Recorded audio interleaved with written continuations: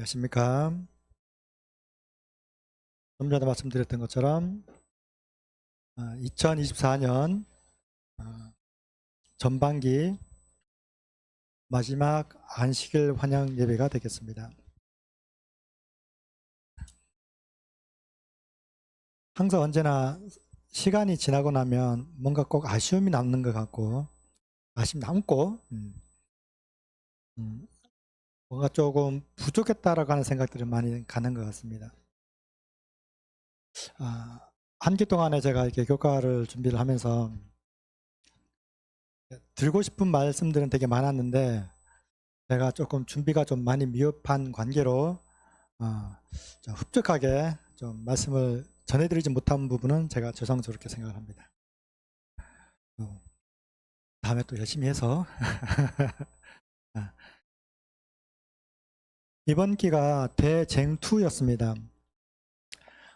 좀 이렇게 교과를 가르치는 분, 절 포함해서 가르친 분들이나 또 배우시는 분들이 되게 부담이 좀 가는 그런 실제 내용들이 많이 실제로 있습니다. 그래서 대장투를 공부할 때 저는 이제 대충 다 저희 교인이다라고 생각을 하고, 교인 입장에서 우리 성도님들 다 교회를 다 오래 다녔고, 그랬으니까 그 입장에서 저는 이제 많이 좀 얘기를 드린 것 같고요. 좀 교회 처음 오셨거나 성경 지식이 조금 부족했다는 한 좀 그런 분들한테는 좀 제가 좀 죄송하다는 말씀을 좀 드리고 싶습니다. 그리고 이 시간에 우리 교장 선생님께서 실은 이 시간에 교과지만 교과를 가지고 설교를 해라 처음에 그랬거든요. 근데 처음에 그렇게 마음을 가졌지만 해보니 교과는 교과더라. 제가 교과를 아무리 설교처럼 하려고 그랬는데 잘 안 되고 그냥 교과는 교과로 가는 게 그랬던 것 같습니다. 자, 마지막입니다. 하나님 사랑의 승리. 제가 기억절을 한번 읽어보도록 하겠습니다. 다 있으시니까 한번 보면, 내가 들으니 보좌에서 큰 음성이 나서 이르되 보라, 하나님의 장막이 사람들과 함께 있음에 하나님이 그들과 함께 계시리니 그들은 하나님의 백성이 되고 하나님은 친히 그들과 함께 계셔서 모든 눈물을 그 눈에서 닦아주시니 다시는 사망이 없고 애통하는 것이나 곡하는 것이나 아픈 것이 다시 있지 아니하리니 처음 것들이 다 지나갔음이러라. 계시록 21장 3절 4절 말씀입니다.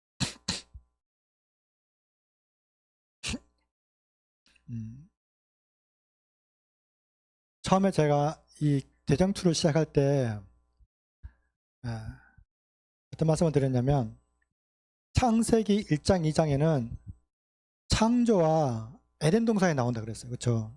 타락하기 이전입니다. 3장에 타락하는 장면이 나오고 4장부터 이 세상을 쫓겨난 인간들의 삶이 시작이 되죠. 그렇죠? 성경의 마지막이 뭐냐면 계시록인데, 계시록의 19장, 20장, 21장 이렇게 가면 창세기 1장 2절에 창조와 에덴 동산이 있었던 죄 이전에 창조와 에덴 동산이 있었던 것처럼 계시록 마지막 장 20장, 21장에는 죄가 사라진 하늘에서의 새 하늘과 새 땅의 모습이 보여집니다. 그렇죠?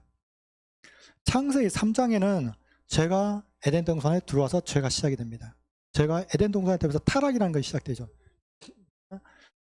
계시록 19장에는 이 죄를 가지고 들어왔던 사탄이, 계시록 19장에는 무저갱에 갇히고 뭐 이렇게 하면서 사탄이 죽고 멸망함으로써 죄가 없어지는, 또 예수님의 재림이 있는, 예수님의 재림과 함께 1000년 동안에 사탄이 무저갱에 갇히고 그리고 이제 죄가 없어지는 그런 것들이 이제 보여집니다.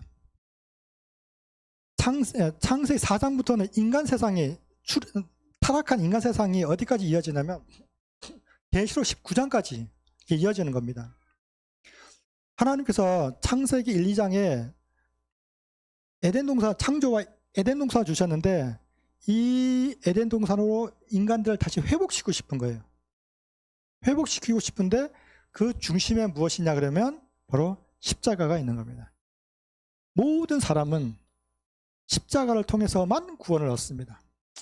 세상이 아무리 빠르게 변해가고 많이 발전했어요. 저 고무신 신어봤습니다. 신어보셨죠? 예. 못 신어봤죠? 못 신어보셨죠? 저 때까지만 해도 고무신 신었어. 아니구나. 아니구나. 우리 집사람도 아니라, 저 세대는 아닌가 봅니다.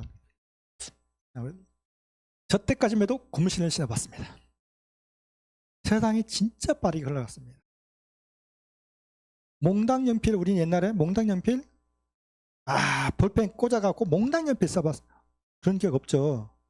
없죠.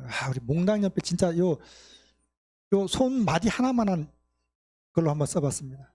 제가 왜 이 얘기 하냐면, 지금은 그런 얘기를 하면 옛날 얘기라고 치죠. 그렇죠? 이렇게 얘기하니까 제가 굉장히 옛날 사람 같은데, 옛날이라고 치부 합니다. 세상은 진짜 빠르게 변했어요. 정말 빠르게 변했습니다. 그런데 아무리 세상이 빠르게 변해도 변하지 않는 것이 딱 하나가 있습니다. 우리가 구원을 얻을 만한 다른 이름을 세상에 단 한 번이라도 준 적이 없습니다. 세상이 아무리 변해도 하나님께서 에덴 동산에서 새하늘과 새 땅까지 가는 그 중간 다리에 예수 그리스도라고 한 십자가는 결코 변하지 않습니다. 우리의 구원은 언제나 우리가 대쟁투를 공부하고 다음에는 마가복음이지만 아무리 성경을 공부하고 한다 할지라도 예수 그리스도 외에 다른 이름을 준 일이 결코 없습니다. 그러므로 우리가 어떤 모습으로 살건 우리가 어떤 형태로 살아가든 내가 부자건 가난하건 학식이 높건 낮건 나이가 많건 적건 여자건 남자건 어떠하든지 간에 우리에게 구원을 얻을 만한 이름은, 그래서 우리가 이 대쟁투를 통해서 우리가 하나 알아야 할 것은 대쟁투 속의 핵심은 누구예요? 어린 양이에요. 예수님입니다. 세상이 아무리 변하고 사탄 마귀가 우리를 아무리 괴롭히고 하늘에 전쟁이 아무리 있고 한다 할지라도 우리가 결코 잊지 말아야 할 것은 누구라고요? 그래서 제가 옛날에 몇 번 교회에서 한 얘기지만, 계시록에서 우리는 다니엘서와 계시록을 생각하면 무엇을 먼저 생각하냐 그러면 예언을 먼저 생각합니다. 예언, 재앙, 그렇죠? 그런데 성경 중에서 어린 양이란 단어가 가장 많이 쓰인 성경책이 계시록입니다. 우리는 계시록을 통해서 예언을 가지고만 예언에 초점을 많이 맞추고 있지만 실제로 계시록에서 하고 싶은 얘기는 누구 얘기예요? 예수님 얘기예요. 아무리 세상에 어떤 환경이 있고 어떤 재앙이 내리고 어떤 게 있다 할지라도 예수님 얘기를 계시록을 통해서 하고 싶어요. 아무리 재앙이 있다 할지라도, 너에게 아무리 고난이 있다 할지라도 결국 너희가 하늘에 갈 수 있는 새하늘과 새 땅에 가는 마지막 그 한 가지 길은 뭐예요? 어린 양이라는 거예요. 계시록을 통해서 우리에게 항상 하고 싶은 얘기는 너희가 어린 양을 통해서 구원을 받으라는 얘기입니다.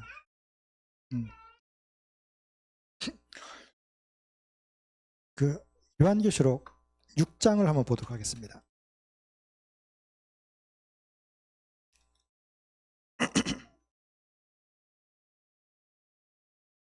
6장 12절부터 17절까지를 제가 한번 볼 겁니다. 중간중간 읽도록 할게요. 요한계시록 6장 12절부터 17절까지 맞습니다. 12절부터 내가 보니 여섯째 인을 떼실 때에 큰 지진이 나며 해가 총담같이 검어지고 온 달이 피같이 되며 하늘의 별들이 무화과 나무가 대풍에 흔들려 선과실이 떨어지는 것 같이 땅에 떨어지며, 선과실이라는 것은 익지 않은 열매, 익지 않은 과실이 떨어지는 것 같고, 14절 하늘은 종이 축이 말리는 것 같이 떠나가고 각 산과 섬의 제자리에서 옮겨지고 15절부터 볼 겁니다. 땅의 임금들과 왕족들과 장군들과 부자들과 강한 자들과 각 종과 자주자는 자유자를 얘기하는 거야. 자유로운 사람. 자주자가 굴과 산 바위 틈에 숨어 산과 바위에게 이르되 우리 위에 떨어져 보좌에 앉으신 이의 낮에서와 어린 양의 진노에서 우리를 가리우라. 그들의 진노의 큰 날이 이르렀으니 누가 능히 서리오 하더라. 누가 능히 서리오, 이 얘기는 설자가 있다는 얘기일까 없다는 얘기일까요? 없다는 얘기입니다. 최근 들어서 저도 한번 그 얘기 한번 했지만 최근 들어 목사님들의 설교가 되게 방향이 한쪽으로 많이 치우치는 경향이 있는데 어떤 거냐면 재림에 대한, 재앙에 대한 이 설교가 굉장히 많아졌습니다. 여러분들 느낄 때 느껴져요? 느끼시면 어떠세요? 제가 저번에 한번 얘기했는데 제가 요즘같이 전쟁 얘기를 진짜 많이 들어본 적이 없어요. 지진 얘기 진짜 많이 나옵니다. 지진. 질병 얘기. 굶주림에 대한 얘기들. 가난, 굶주림. 이런 얘기가 요즘 엄청 실이 진짜 뉴스에, 그전에는 몰랐는데 뉴스화 되면서 요즘에 미디어가 발달하면서 더 많이 들리는 건지는 모르겠어요. 그런데 유난히 그런 얘기가 많이 들려요. 어때? 재림이 가까워진 것 같아요? 고개를 끄덕끄덕 하시는 분들은. 이 얘기는 제가 30년 전에 홍명관 목사님 전도회 다닐 때, 김대성 목사님 전도회 다닐 때도 들었어요. 청룡이 그러지 않았어요? 그때도 30년 전에 1990년대 초반 그때도 이 얘기를 엄청 많이 들었어요. 재림이 가까웠다고, 멀지 않았다고. 물론 지금 와보면 그 재림의 징조가 더 가까워진 것 같긴 해요. 근데 성경은 좀 다르게 얘기합니다. 7장으로 가봅니다. 7장.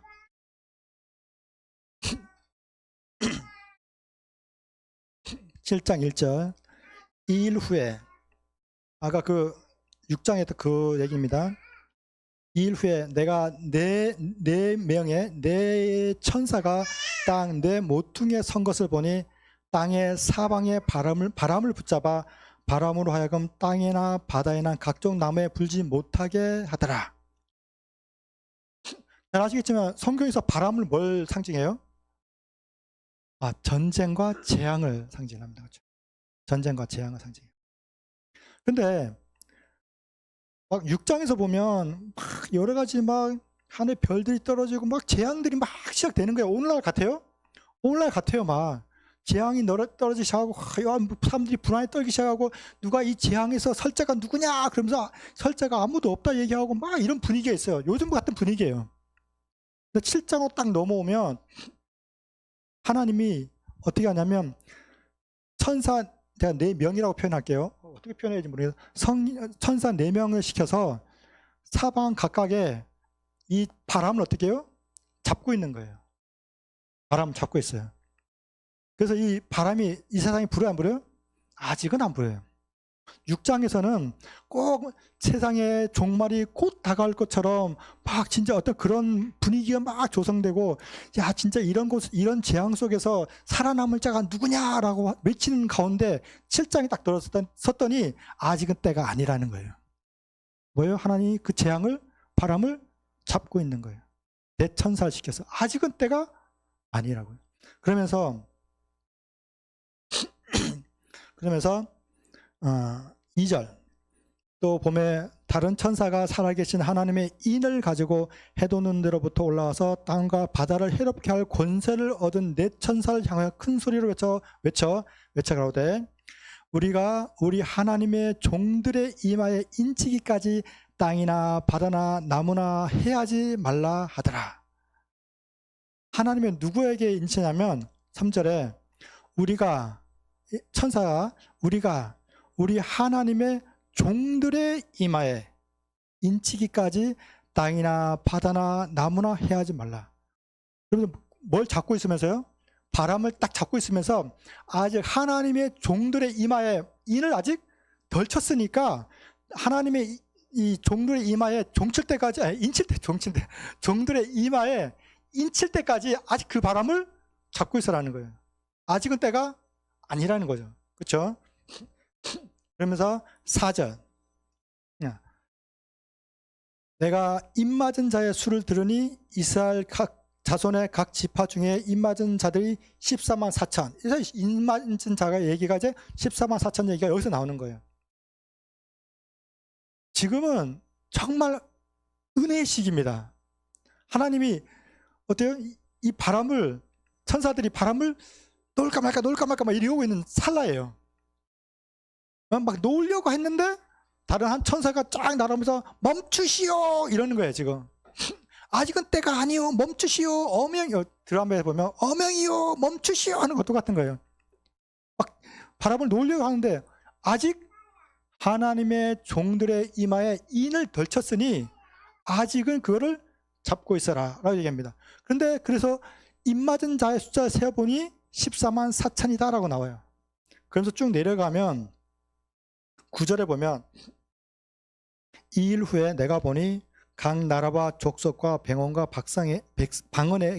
방언에서 아무나도 능히 셀 수 없는 무리가 흰옷을 입고 손에 종려가지를 들고 보좌 앞과 어린 양 앞에 서서 큰 소리로 외쳐 가로되 하면서 어린 양의 노래, 모세의 노래, 어린 양의 노래가 나옵니다.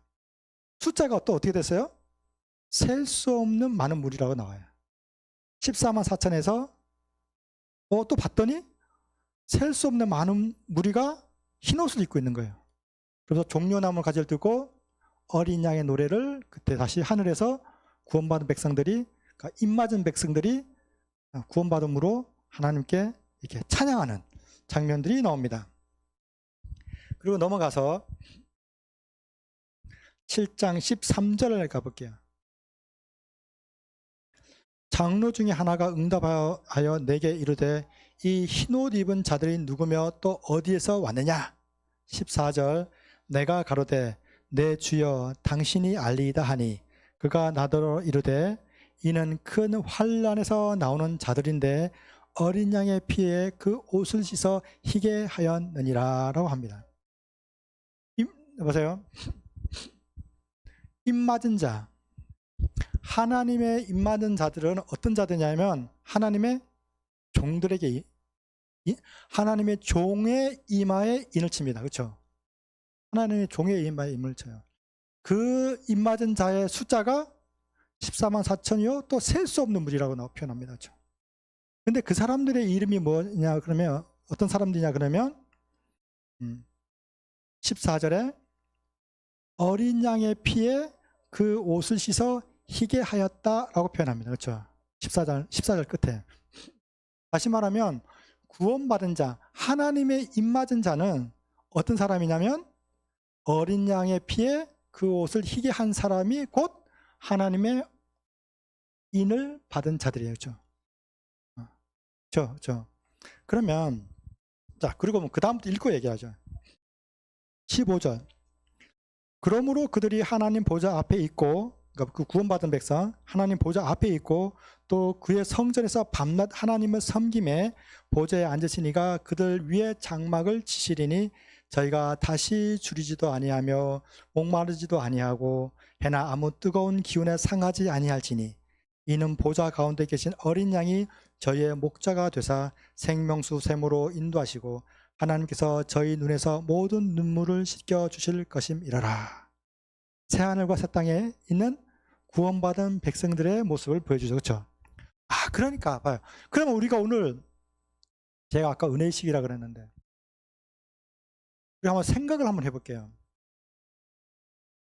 어린 양의 피에 어린 양의 피에 그 옷을 빨아서 희게 하는 사람은 과연 어떤 사람일까? 그냥 생각을 한번 해보세요. 제가 답은 저도 잘 몰라요. 어린 양의 피에 내가 입고 있는 이 옷을 빨아서 희게 했다. 그러면 나라는 사람은 과연 어떤 사람일까? 어떤 사람일 것 같아요? 예?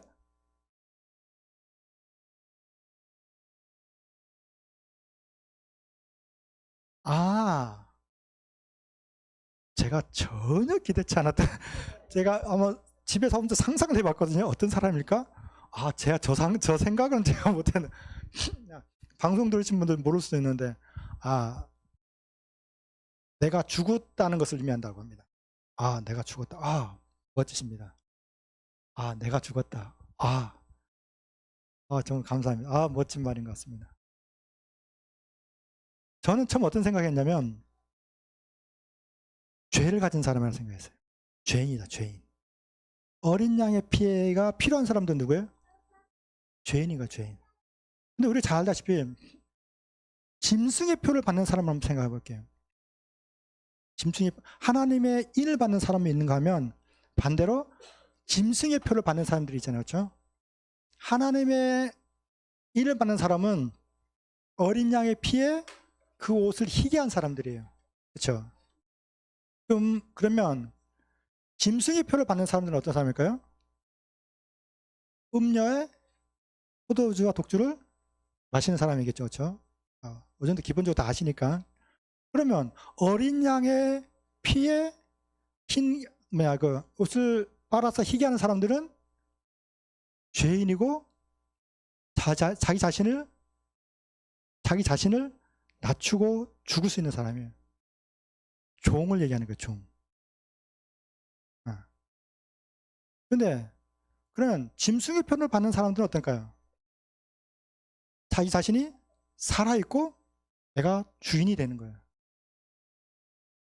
하나님의 인을 받는 사람들은 어떨까요? 거짓말을 하지 않습니다. 내가 죄인이고 내가 죄인이기 때문에 회개하는 사람이에요. 내가 죄인이라는 것을 인정하는 사람이에요. 아담입니다. 우리가 성경 공부한 것에 의하면 아담 같은 사람이에요. 짐승의 표를 받는 사람은 어떤 사람일까요? 거짓말하는 사람입니다. 내가 죄를 지었음에도 불구하고 나는 죄가 없습니다 하는 사람이에요. 가인과 같은 사람이에요. 성경에 나왔지만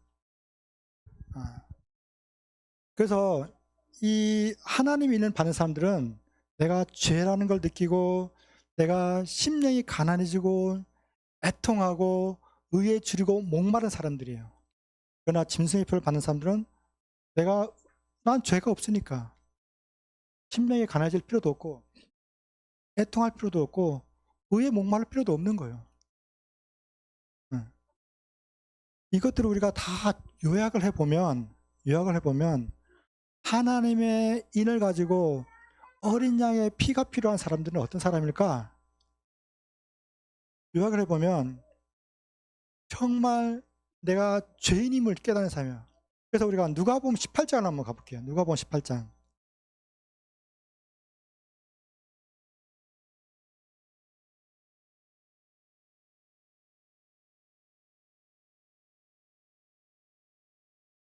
누가복음 18장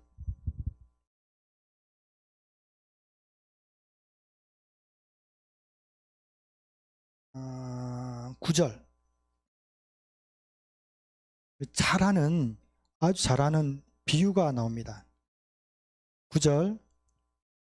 또 자기를 의롭다고 믿는 다른 사람을 멸시하는 자들에게 비유로 말씀하시되, 예수님이 두 사람이 기도하러 성전에 올라가니 하나는 바리새인이요 하나는 세리라. 바리새인은 서서 따로 기도하여 가로되, 하나님이여, 나는 다른 사람들 곧 토색, 불의, 간음하는 자들과 같이 아니하고 이 세리와도 같이 아니함을 감사합니다. 나는 7일에 2번씩 금식하고 또 소득의 11조를 드리나이다 하고, 세리는 멀리 서서 눈을 들어 하늘을 우러러보지도 못하고 다만 가슴을 치며 가로되, 하나님이여 불쌍히 여기옵소서, 나는 죄인이로소이다 하였느니라. 내가 너희에게 이르노니 이 사람이 죄송합니다. 이 사람이 저보다 의롭다 하심을 받고 집에 내려갔느니라. 무릇 자기를 높이는 자는 낮아지고 자기를 낮추는 자는 높아지리라 하시니라. 예수님의 비유가 좀 이해가 되세요? 네. 우리는 그래서 산상부훈을 마치시고 5장에 산상부훈을 마치시고 6장에 지나면서 7장 1절에 들어와서 예수님이 하시는 첫마디가 혹시 뭔지 아실까요? 비판받지 아니하거든 남을 비판하지 말라는 얘기예요.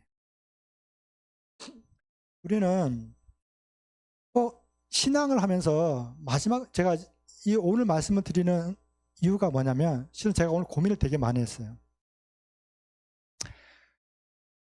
마지막 시간이기 때문에 교과의 마지막에서 계시록 얘기를 해서 천년 얘기를 해야 될까?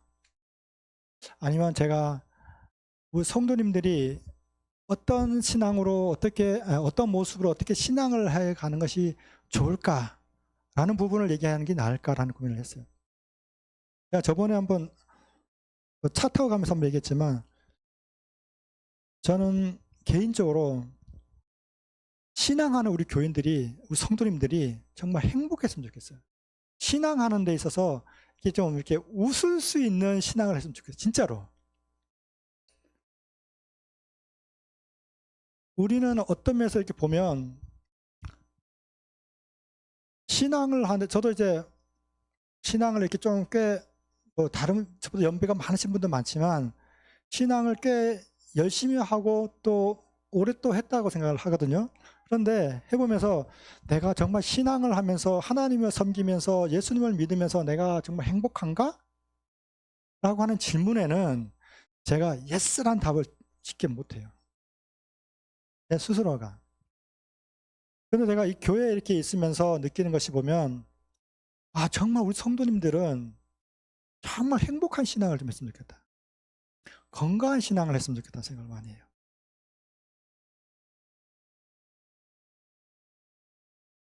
우리 일요일교회 다니신 분들 되게 제주에 천주교회 다니신 분들 이렇게 그래 보면 그들은 적어도 우리보다는 얼굴 표정들이 되게 밝아요.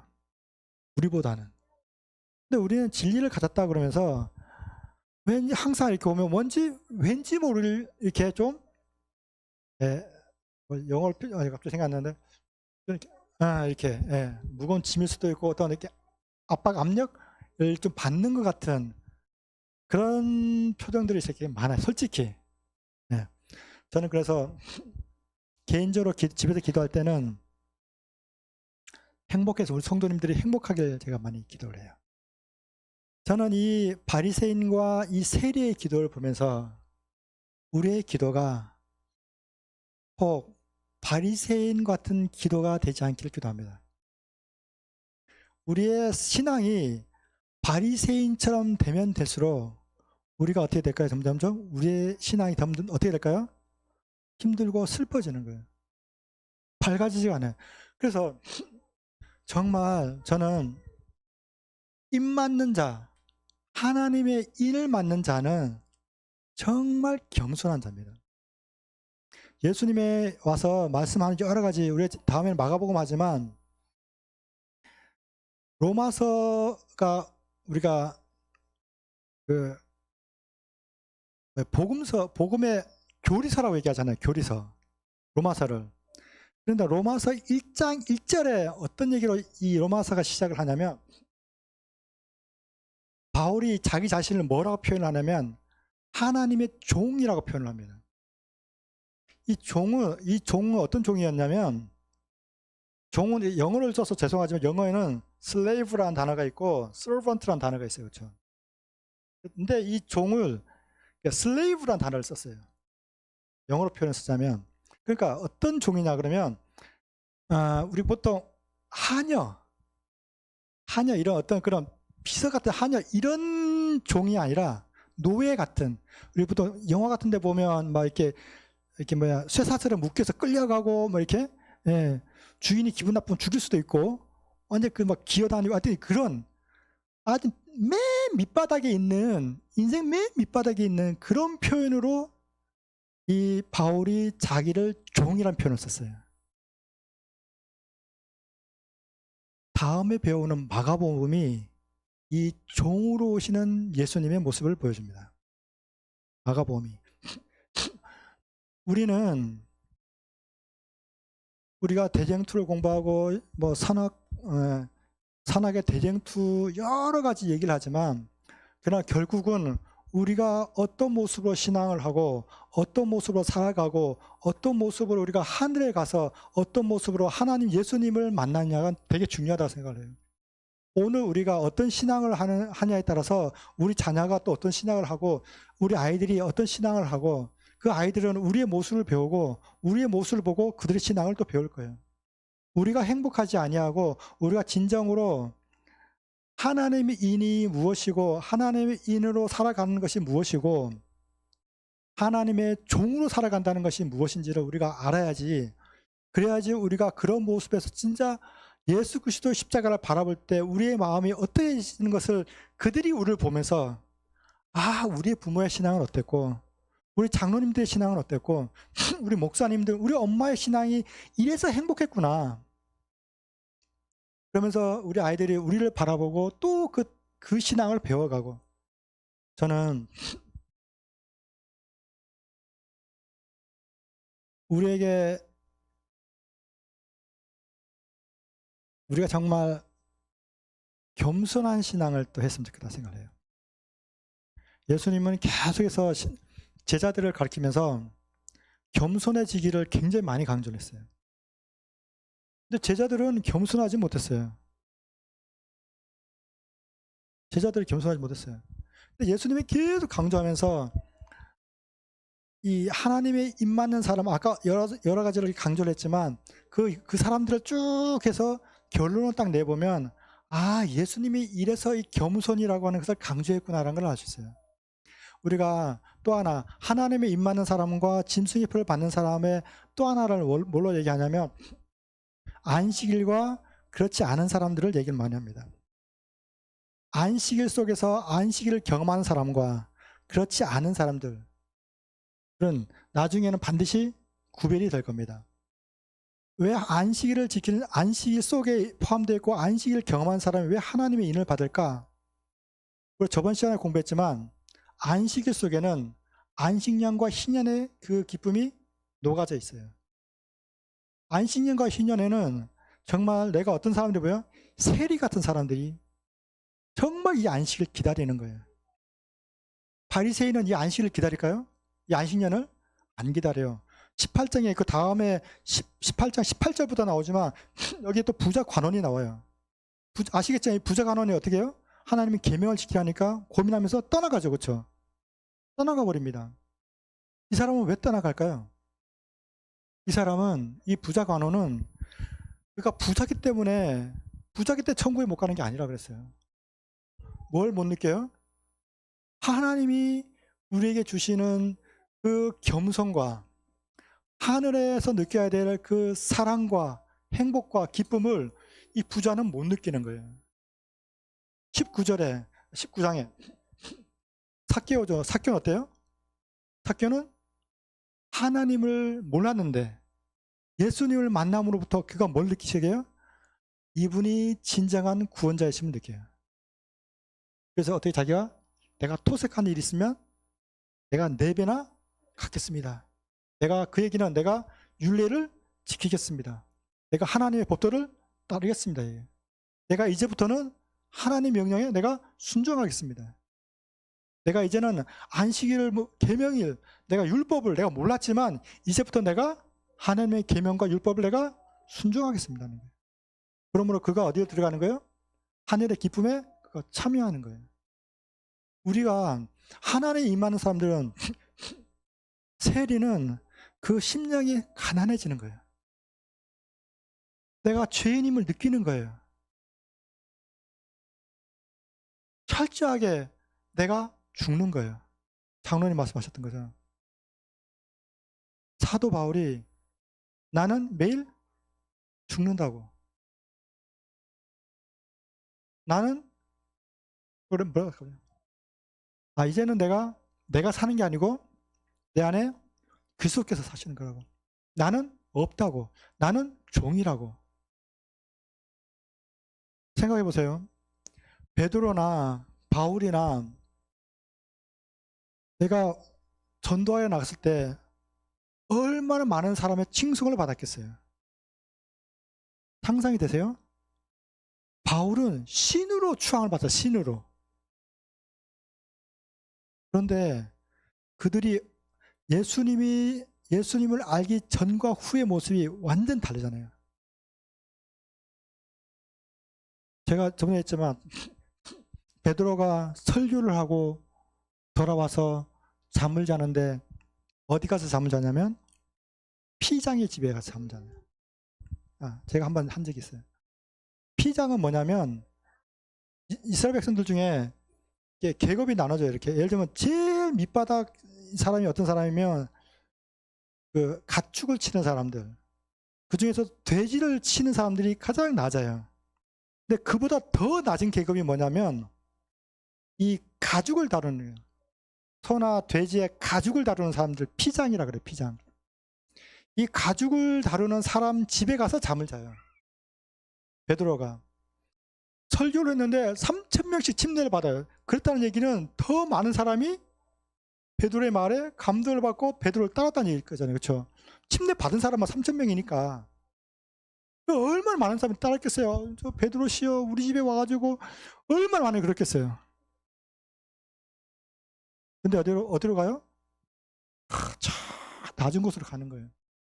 자 낮은 곳에. 낮은 곳 중에서도 낮은 곳으로 가는. 죽을 때 어떻게 죽어요? 내가 어떻게 예수님과 똑같이 죽겠냐. 십자가를 뒤집어서 죽잖아요. 그렇죠? 바울은 나는 종입니다 라고 표현을 했지만 그는 또 얼마나 많은 접대를 받았을까요? 대접을 받았을까요? 근데 그가 생계를 꾸려나가죠. 그렇죠? 뭘 해요?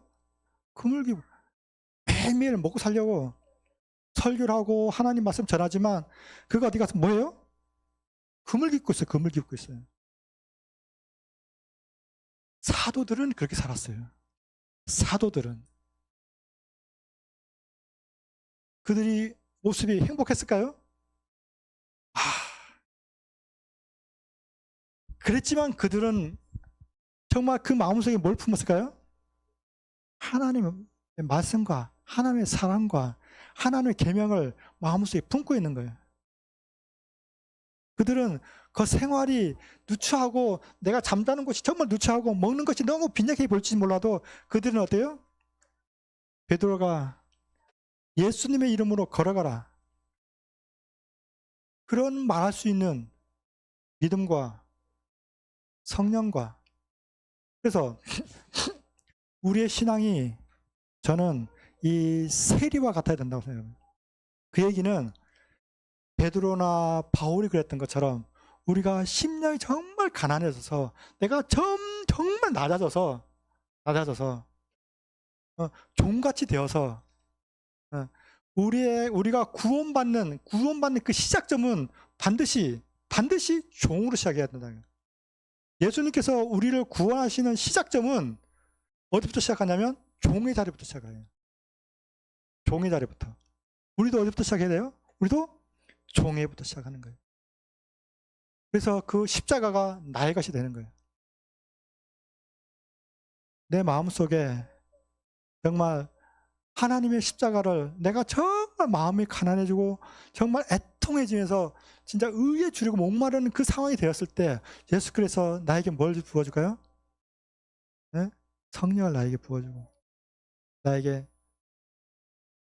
가라 내 양을 치라 라고 하나님께서는 우리에게 말씀하실 겁니다. 마지막 때에는 제가 이 얘기만 하나 대전투니까 마지막 때 이 얘기만 하나 더 하고 마치겠습니다. 우리는 요즘에 제가 이 얘기하면 어떻게 보시나요? 1000명 선교사도 가고 여러 해외 선교도 가고 하지만 그런 걸로는 절대 세상이 끝나지 않습니다. 그런 걸로는 절대 하나님 말씀이 세상 끝까지 전해지지 않습니다. 어때? 끝날 것 같아요? 몇 년 걸릴 것 같아요? 그렇게 해서. 이 눈초리 죄를 바르는 그렇게 해서는 절대 사상이 끝나지 않습니다. 그러면 왜 전도를 해야 하고 왜 새 선교사를 하고 왜 천명 선교사를 해야 되는가? 나 자신을 위해서 하는 겁니다. 마지막 때 우리가 공회에 끌려갈 수도 있습니다. 야 방수희, 너는 왜 하나님을 믿는가? 그대는 왜 안식일을 지키는가?